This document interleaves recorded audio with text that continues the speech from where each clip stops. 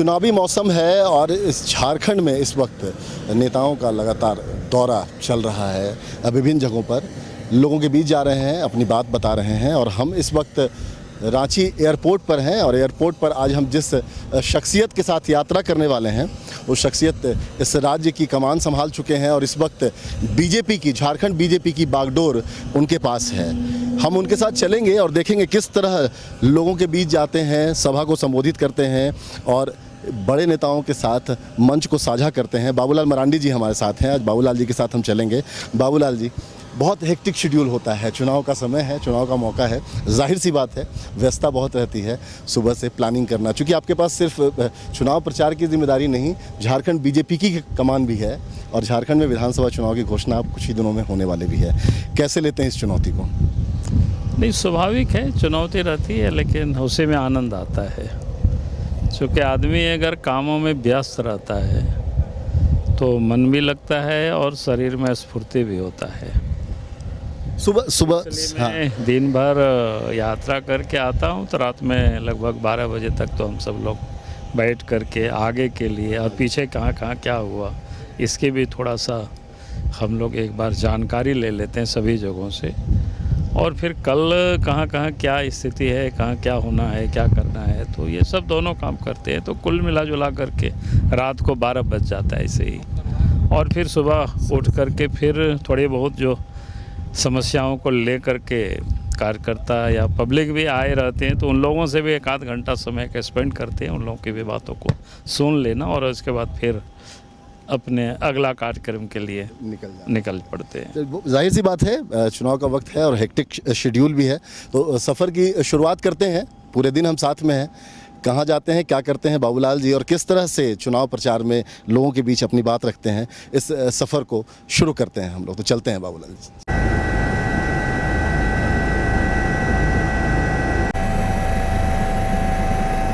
ये नज़ारा देख रहे हैं आप, ये रांची शहर का नज़ारा है, बेहद खूबसूरत और बेहद ही सुंदर। झारखंड नाम ही इसका पड़ा, झारखंड, क्योंकि जल, जंगल और ज़मीन, वनों से आच्छादित ये प्रदेश है और इस प्रदेश में इस वक्त ऊपर से, प्रदेश की राजधानी में ऊपर से हम उड़ रहे हैं और हमारे साथ सफ़र की शुरुआत हो चुकी है और बाबूलाल जी हमारे साथ हैं। सफ़र शुरू हो चुका है आज का। एक महत्वपूर्ण चीज़ कि आज जिस तरह की चुनावी रैली है, 2 जगह आज कार्यक्रम है आपका, और जिस तरह से काफ़ी हेक्टिक शेड्यूल रहता है, ये सब जानते हैं, आप भी, आपने बताया भी और हम लोग भी जानते हैं, क्योंकि प्रदेश अध्यक्ष के नाते बहुत जिम्मेदारियां हैं आपके कंधे पर, सिर्फ इस चुनाव के लिए नहीं बल्कि बीजेपी की कमान और बीजेपी के नेताओं को एक कैसे लेते हैं इस चुनौती को बाबूलाल मरांडी? देखिए, चुनाव तो अपने आप में चुनौती ही होती है, लेकिन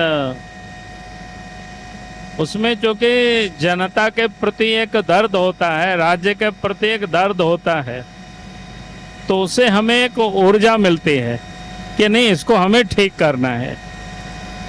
और उसके लिए जो खास करके चुनाव के समय थोड़ा सा टाइम को थोड़ा मैनेज करना पड़ता है, क्योंकि एक तो सवेरे निकलना होता है और सवेरे सामान्यतया 6 बजे कैसे मैं आधे तैयार हो जाता हूं और फिर जो भी कुछ लोग आए रहते हैं उन लोगों से भी हम मिल लेते हैं और यहाँ वहाँ कहीं कहीं का कुछ न्यूज रहता है उस पर भी हम बात कर लेते हैं उस समय सवेरे, या कुछ खास लोगों से जिसे हमें कोई राय लेना होता है या इस पर क्या हो रहा है या कहीं हमको सूचना ही देना होता है, क्योंकि वैसे तो सारे सिस्टम बना हुआ है, पदाधिकारी हमारे पार्टी के वो सारे लोग अलग अलग काम बटा हुआ है, वो लोग देखते हैं, लेकिन एक बार थोड़ा सा अपनी संतुष्टि के लिए थोड़ा सा पूछताछ कर लेते हैं, आगे कहाँ कौन नेता जा रहा है, उसके साथ कौन है, इस सब चीज़ों को थोड़ा सा हल्का फुल्का उसको देख लेते हैं। ऐसा भी नहीं लगे लोगों को कि भाई हम लोगों के ऊपर अविश्वास कर रहा है, लेकिन थोड़ा बहुत तो, और ऐसा भी लोगों को नहीं लगे कि अध्यक्ष बिल्कुल चिंता ही नहीं करते हैं, यूं ही छोड़ देते हैं। तो ये दोनों चीज़ों को ध्यान में रखना पड़ता है। तो कुल मिला करके आराम से चलता है, सवेरे तैयार होना, शाम देर देर तक काम करना। और फिर जो कि मैं ये मानता हूँ, चुनाव ही नहीं, सामान्यतया सालों भर ये काम चलते ही रहता है। सिर्फ अंतर चुनाव के समय इतना ही हो जाता है, जो कि बाहर से काफ़ी नेता आए रहते हैं, तो उनकी भी थोड़ा सा एक बार जानकारी लेना पड़ता है कि कहाँ क्या हो रहा है, क्या स्थिति है, कहीं किसी को कोई तकलीफ तो नहीं है। अगर कहीं जानकारी मिलती है नहीं, वहाँ थोड़ा सा व्यवस्था में कम हो रही है, तो फिर कहाँ से क्या ठीक हो सकता है, उसका थोड़ा सा दिशा निर्देश देना जिसको कह सकते हैं, थोड़ा बहुत उसको कर लेते हैं। बाकी तो संगठन में महामंत्री है, संगठन महामंत्री है, प्रदेश के और भी पदाधिकारी, वो सारे लोग काम देखते हैं, इसलिए कोई ऐसा नहीं है कि बहुत दिक्कत, लेकिन काम तो करना ही पड़ता है। करना ही पड़ता है। कुछ सवाल आपसे और करेंगे क्योंकि पूरे दिन हम साथ में हैं। एक महत्वपूर्ण बात ये भी करेंगे कि इस वक्त संगठन में, झारखंड बीजेपी में कई बड़े चेहरे साथ में हैं आपके साथ। सबको लेके चलना एक बहुत बड़ी बात होती है, क्योंकि सबको संगठित करके एक साथ एक एजेंडे पर काम करना, सबको सबकी प्लानिंग करना, कहाँ पे कौन क्या होगा, इन सारी चीज़ों पर आपसे बात करेंगे। फिलहाल सफ़र जारी है, हमारा सफ़र अभी शुरू हुआ है। बाबूलाल जी साथ में है और आपको बाहर का नज़ारा देखिए। झारखंड को इसी के लिए जाना जाता है, और जब झारखंड को ऊपर से देखेंगे आप तो ये बेहद ही खूबसूरत बादलों के बीच से इस वक्त हम गुजर रहे हैं। और इसके बादलों के नीचे जो जंगल, ज़मीन जिसके लिए इस राज्य को जाना जाता है, जो वनों से, पहाड़ों से, पेड़ों से आच्छादित है, ये पूरा प्रदेश, इस प्रदेश को बेहद खूबसूरत तरीके से हम आपको दिखा रहे हैं।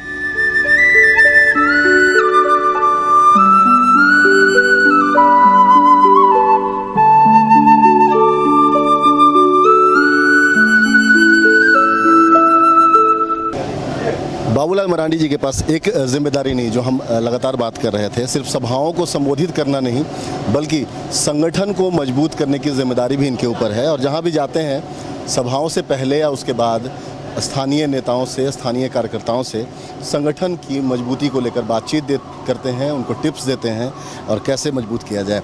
चक्रधरपुर में इस वक्त हम हैं।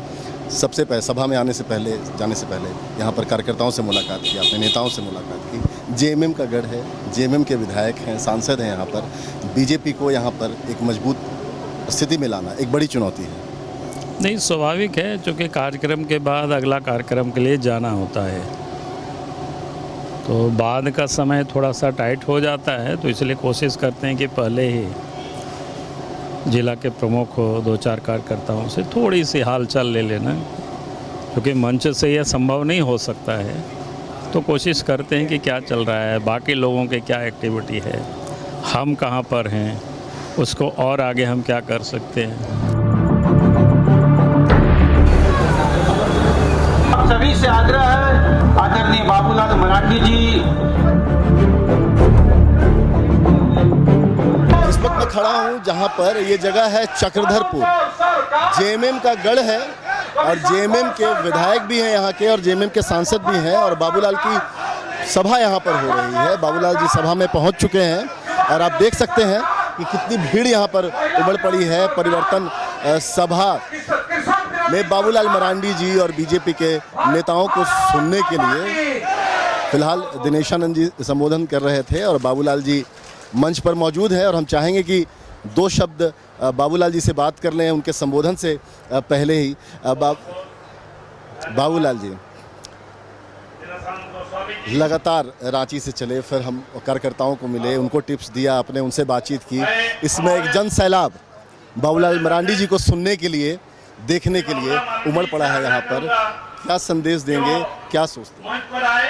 नहीं, अभी जो पिछले 5 वर्षों से हेमंत सोरेन के नेतृत्व में जो सरकार है, जेएमएम, कांग्रेस, राष्ट्रीय जनता दल की सरकार है, ये लोगों ने 5 वर्षों तक विकास का तो काम नहीं किया है, बल्कि अपना विकास ये लोगों ने किया। इसको अगर हम कह सकते हैं काम किया नहीं, कमाया इन लोगों ने। और पिछले दिनों करोड़ों करोड़ों टका सब दिखा, मंत्री के, सचिव के, नौकर के घर में भी पैसा दिखाई पड़ा। तो तो ये सब जनता को बताना है कि इस प्रकार से इन्होंने 5 साल को लूटा है ये सब। क्या है। चलिए, तो ये बाबूलाल मरांडी जी जो अब संबोधित करेंगे चक्रधरपुर की जनता को। उन्होंने बताया क्या एजेंडा उनका होगा और किस तरह से बीजेपी को जेएमएम के इस गढ़ में मजबूत करेंगे। छत्तीसगढ़ में मातारी वंदना योजना चल रहा है, उड़ीसा में भी मां बहनों के लिए सम्मान योजना चल रहा है, और झारखंड में भी सरकार बनेगी तो मां बहनों को वो सम्मान देगी जो जेएमएम कभी दे नहीं सकती।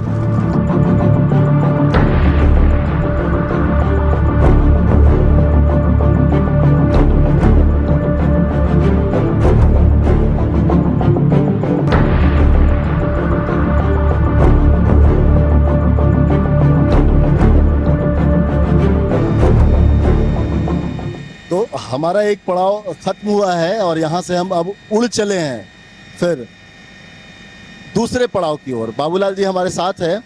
एक पड़ाव खत्म बाबूलाल जी, अब दूसरे पड़ाव की ओर।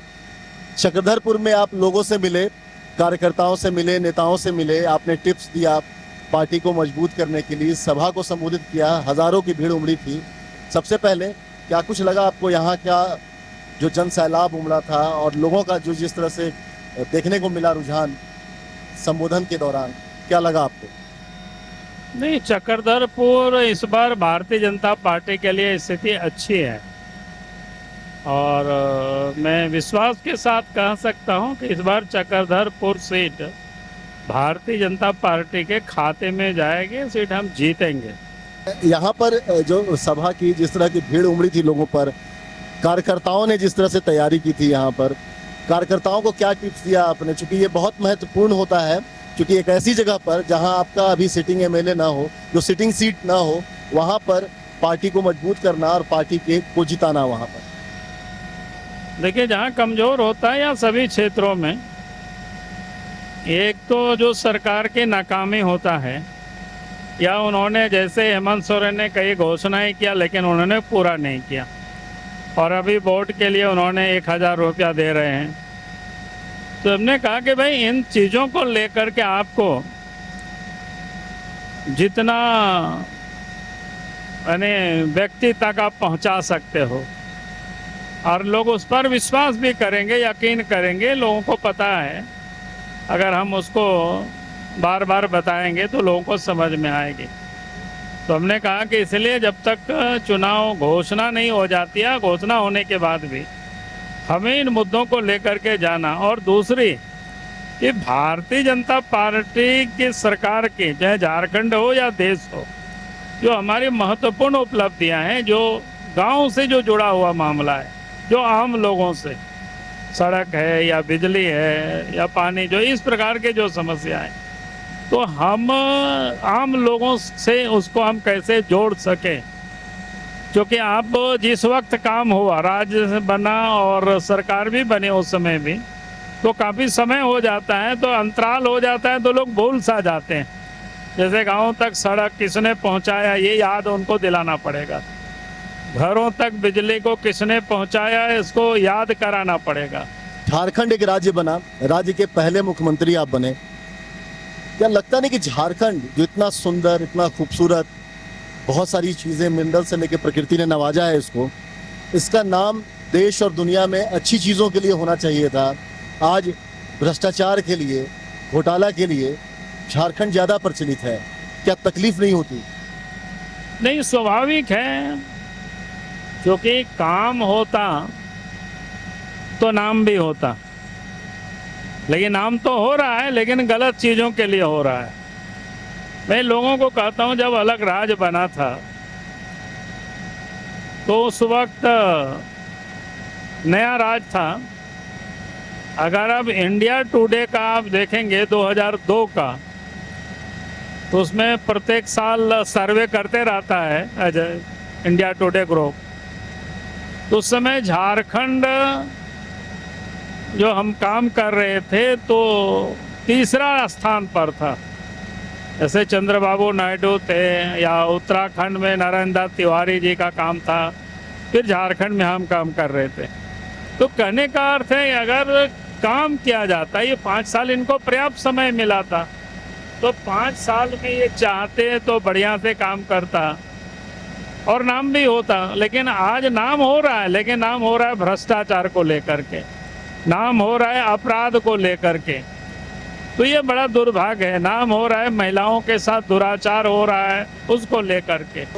बाबूलाल मरांडी जी हमारे साथ हैं और हम लोग इस वक्त उड़ान भरे हैं एक नए डेस्टिनेशन के लिए, नई जगह के लिए, जहाँ पर हम लोग चल रहे हैं। और इस वक्त ज़मीन से हज़ारों फीट ऊपर हवा में इस वक्त हम लोग उड़ रहे हैं और हम अगले जगह पर पहुंचेंगे और वहां पर दिखाएंगे कि वहां पर बाबूलाल जी किस तरह लोगों से मिलते हैं, बातचीत करते हैं, किस तरह कार्यकर्ताओं को टिप्स देते हैं और सभा को संबोधित करते हैं। तो वो नज़ारा भी दिखाएंगे आपको। चलते हैं, इस सफ़र को आगे बढ़ाते हैं।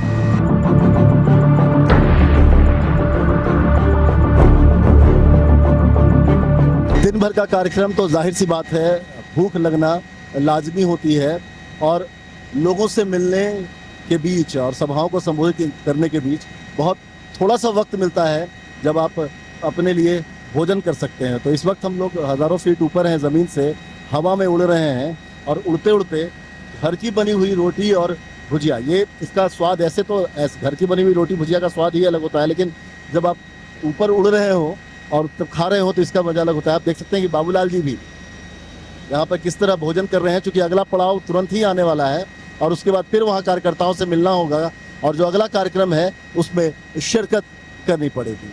तो चलिए हम लोग भी भोजन कर लेते हैं और थोड़ा आनंद लेते हैं घर की बनी रोटी और भुजिया।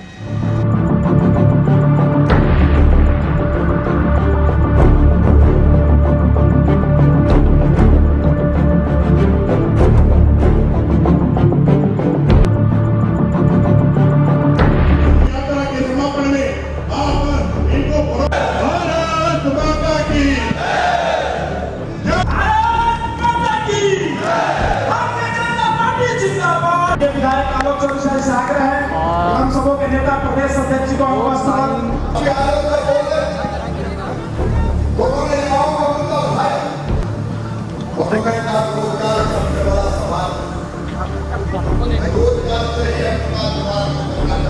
पैसा था, पत्थर की चोरी किया हुआ पैसा था, जमीन की फर्जीवाड़ा करके बेचा हुआ वो पैसा था और ये सारे पैसे को इकट्ठा करके जो जनता को उसका लाभ नहीं मिला।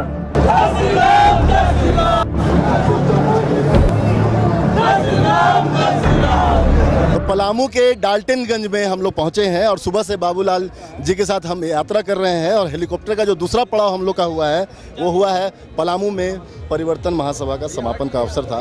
बाबूलाल जी, भीड़ उमड़ रही है, किस रूप में देख रहे हैं आप? क्या ये बदलाव की लहर है? देखिए, लोगों में उत्साह है और झारखंड में परिवर्तन झारखंड की जनता मांग रही है। ये लोगों की उत्साह ही बता रहा है। जिस जोश खरोश के साथ जबकि पलामू में एक एक विधानसभा क्षेत्र में यात्राएं भ्रमण किया है और सभी जगहों पर लोगों ने संबोधित भी किया है लोगों को। कई एक बड़े नेता, केंद्र के नेता आए और जगह जगह पर लोगों ने संबोधित किया और उसके बाद भी यहाँ इतनी बड़ी तादाद में लोग उपस्थित है। इसका अर्थ ही साफ है, झारखंड की जनता अब मन बना चुकी है हेमंत सोरेन की सरकार को बदलनी है।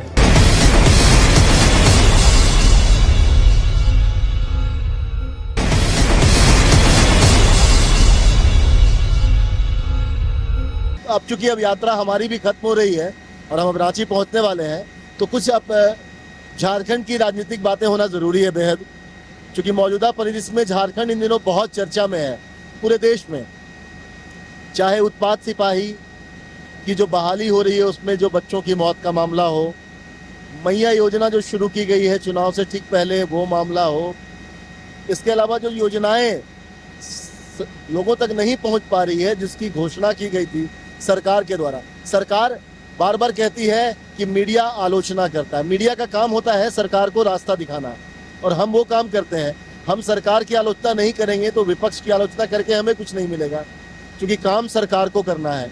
तो जाहिर सी बात है, तो ये सारी चीज़ें जो है, मैया योजना हो या फिर जिस तरह से उत्पाद सिपाही में बहाली, बार बार आप लोगों ने इस चीज़ की मांग की कि बंद किया जाए, इसको रोका जाए। जब 2-4 मौतें हुई थी उसी समय, लेकिन सिलसिला जारी है, अभी भी थमा नहीं है। अभी भी बहुत सारे बच्चे ऐसे हैं जो अस्पताल में है, और कब कौन सी बुरी खबर आ जाए ये पता नहीं। देखिए, एक्साइज सिपाही की बहाली में सरकार ने हड़बड़ी की है।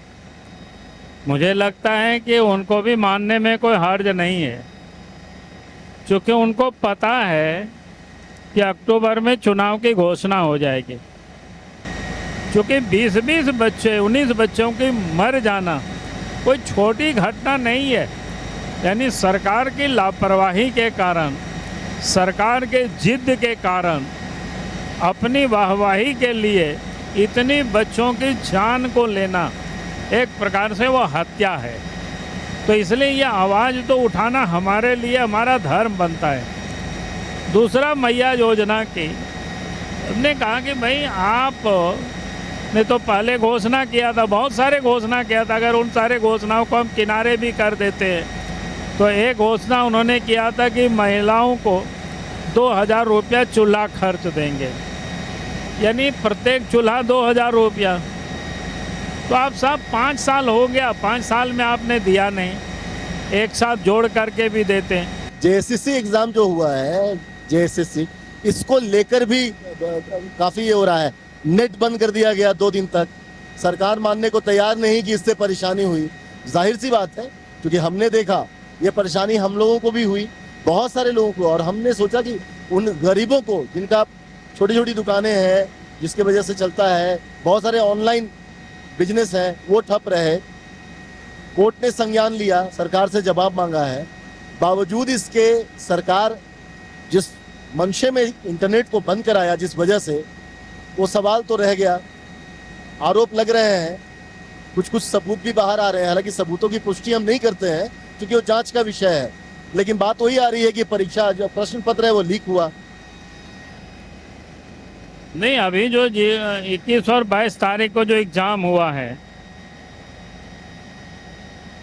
उन्होंने कदाचार को रोकने के नाम पर इंटरनेट को बंद कर दिया, लेकिन बड़ी ही होशियारी के साथ उन्होंने पहले ही क्वेश्चन पेपर को सेटिंग में ही खेला कर दिया था।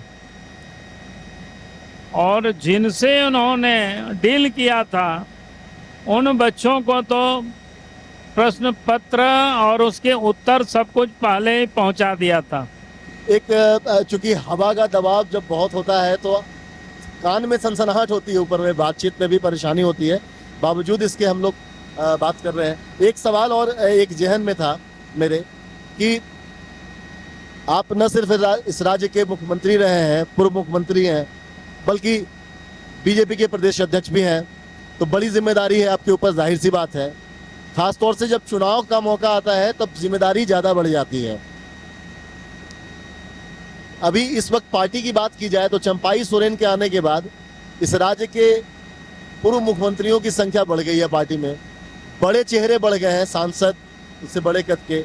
हेमंता बिस्वा शर्मा लगातार दौरा कर रहे हैं, सहप्रभारी, चुनाव सहप्रभारी। शिवराज जी का दौरा हो रहा है, गृह मंत्री का दौरा, अमित शाह, राजनाथ, कई राज्यों के मुख्यमंत्री भी आ रहे हैं लगातार। इतने बड़े चेहरों के साथ कैसे सामंजस्य बिठाते हैं, क्योंकि ये सारी प्लानिंग तो आपको ही करनी होती है कि कैसे, कहाँ, क्या करना है, तो कैसे सामंजस्य बिठाते हैं संगठन में, क्योंकि ये बेहद ज़रूरी है। अमूमन ये देखने को मिलता है कि कोई इधर गया, कोई उधर गया, तो ये सब चीज़ें अभी बीजेपी बहुत इंटैक्ट नज़र आ रही है। सब एक तरीके से जहाँ जहाँ जिनका कार्यक्रम जवाबदेही दी गई है वो निभाया जा रहा है। देखिए, भारतीय जनता पार्टी एक बड़ी पॉलिटिकल पार्टी है। सबको पता है कि दुनिया की सबसे बड़ा संगठन है, और भारतीय जनता पार्टी 365 दिन काम करती है। दल में एक कार्यकर्ता नहीं है, हजारों लाखों कार्यकर्ता है, तो सबके लिए जिम्मेवारी बांटी हुई है, किसको क्या काम देखना है। एक आखिरी सवाल अब आपसे और कर लेते हैं बाबूलाल जी। हेमंत सरकार को उखाड़ फेंकने के लिए बीजेपी ने पूरी ताकत झोंक दी है अभी, और आप लोग संकल्प ले रहे हैं, हर जगह जाके दृढ़ संकल्पित हैं, जगह जगह घूम रहे हैं लगातार पूरे राज्य भर में। क्या लग रहा है, परिवर्तन की लहर किस तरीके से दिखाई दे रही है? क्या लग रहा है वाकई इस बार बीजेपी जो है अपने दम पर सरकार बनाएगी झारखंड में? देखो, मैं कह सकता हूँ इस बार जिस प्रकार से पूरा प्रदेश में एक वातावरण बन रहा है, या अगर मैं कहूँ कि बन चुका है, अब लोगों के दिमाग में ये बातें आई है कि नहीं, अगर झारखंड को बचाना है और झारखंड को विकास के रास्ते पर आगे ले जाना है तो बीजेपी के नेतृत्व में सरकार बनानी है। अब ये चर्चा सर्वत्र अब होने लगा है, और जैसे जैसे चुनाव नजदीक होगी या चुनाव की घोषणा हो जाएगी तो आप ये बात सरफेस पर आपको दिखाई पड़ेगा। एक आखिरी सवाल और बनता है, क्या बीजेपी चुनाव के पहले सीएम का चेहरा घोषित करेगी, या छत्तीसगढ़, राजस्थान, मध्य प्रदेश उसकी तरह चुनाव के बाद पार्टी में तय होगा? मुझे नहीं लगता इसकी कोई जरूरत है। ये पूछने के पीछे वजह है कि अभी इस वक्त 4 पूर्व मुख्यमंत्री जो है, कोई जरूरत है उसकी, क्योंकि झारखंड की जनता को हम लोग भी जानते हैं, झारखंड की जनता बीजेपी को भी जानती है, इसलिए मुझे नहीं लगता है कि चुनाव के पूर्व जरूरत है कोई घोषणा करने की। चुनाव के बाद हम सब लोग तय कर लेंगे। चलिए, बहुत शुक्रिया। तो यात्रा हमारी अब खत्म होने को है और हम लोग अब कुछ ही देर में रांची एयरपोर्ट पर उतरने वाले हैं।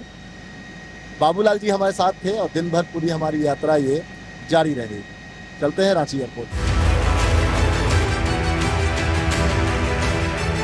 रांची एयरपोर्ट पहुंच चुके हैं। दिन भर उड़न खटोले पर सवार होकर कई जगहों की यात्रा की। बाबूलाल जी से समझा झारखंड की राजनीति को और किस तरह बीजेपी यहाँ पर फिर से वापस सरकार बनाने के लिए जो प्रयास कर रही है वो कर रही है। बाबूलाल जी, अब यात्रा ख़त्म करने का वक्त हो गया है, चूँकि आपका इसके बाद भी उससे कहीं ज़्यादा हेक्टिक शेड्यूल अब शुरू होता है, चूँकि दिन भर कहाँ क्या हुआ आपका, तो जो कार्यक्रम था उसके अलावा दिन भर क्या रहा, और साथ ही साथ कल क्या होगा, परसों क्या होगा, ये सारी चीज़ों की प्लानिंग एंड बहुत सारी चीज़ें होती हैं। तो ज़्यादा वक्त आपका नहीं लेंगे। आपको शुक्रिया कहते हुए, अपना कीमती वक्त देते हुए, एक आखिरी, कितनी उम्मीद है जिस तरह से आप घूम रहे हैं? एक आखिरी सवाल एक बार फिर आपसे वही, कितनी उम्मीद है इस बार कि जिस तरह 2000 में जो परिणाम आया था, 2000 में आप सीएम बने थे, उसके बाद फिर 2019 का परिणाम अपेक्षाकृत नहीं रहा, 2019 में इस तरह से आया था, अब क्या लगता है क्या उसको फिर दोहराएंगे जिस तरह से रघुवर दास की सरकार बनी थी फुल मैंडेट में, और पहली बार झारखंड में ये विडंबना रही है कि बार बार हमेशा मिलीजुली सरकार रही है, पहली बार बीजेपी ने ही सरकार बनाई फुल मैंडेट की सरकार, अब क्या लग रहा है इस बार फिर उसी तरह की सरकार देखने को मिलेगी पूरे बहुमत? भारतीय जनता पार्टी ने अलग झारखंड राज्य बनाई और भारतीय जनता पार्टी को जो पूर्ण बहुमत के लिए 41+ सीटों की ज़रूरत होती है वो हम पहुंच नहीं पाए हैं, और हमें पूरा विश्वास है इस बार भारतीय जनता पार्टी एक नए रिकॉर्ड को हम बनाएंगे और भारी मतों से जीते होगी और सरकार भी बनाएंगे। भारतीय जनता पार्टी नहीं बल्कि सिर्फ झारखंड में भी एक रिकॉर्ड बनेगा। अगर 51 से अधिक सीट लाते हैं, अगर एक पार्टी फुल मेजोरिटी में आती है तो ये अपने आप में एक रिकॉर्ड बनेगा। बहुत बहुत शुभकामनाएं आपको बाबूलाल जी, और साथ ही साथ बहुत बहुत शुक्रिया आपका कीमती वक्त देने के लिए और दिन भर साथ रखने के लिए अपने साथ, और बहुत सारी चीज़ों को साझा करने के लिए बहुत बहुत शुक्रिया। चलिए, बहुत बहुत धन्यवाद। चलिए, तो बाबूलाल मरांडी जी थे जो बताए, दिन भर जिनके साथ रहे, और ये सारी तस्वीरें जो पहुंचा रहे थे, सारी बातचीत जो पहुंचा रहे थे, हमारे सहयोगी अभय जो कैमरे के पीछे रहते हैं, उनकी तस्वीर आप नहीं देख पाते हैं, वो उन्होंने सारी तस्वीरें पहुंचाई, और इसी उड़न खटोले से हम पूरी यात्रा कर रहे थे। पूरी यात्रा करने के बाद अब हम इस यात्रा को अब समाप्त करेंगे, और फिर इसके बाद नई यात्रा कभी होगी किसी दूसरे शख्सियत के साथ, दूसरी जगहों पर, कुछ और गंभीर बातचीत के साथ। फिलहाल मुझे और हमारे सहयोगी अभय को दीजिए इजाज़त। नमस्कार।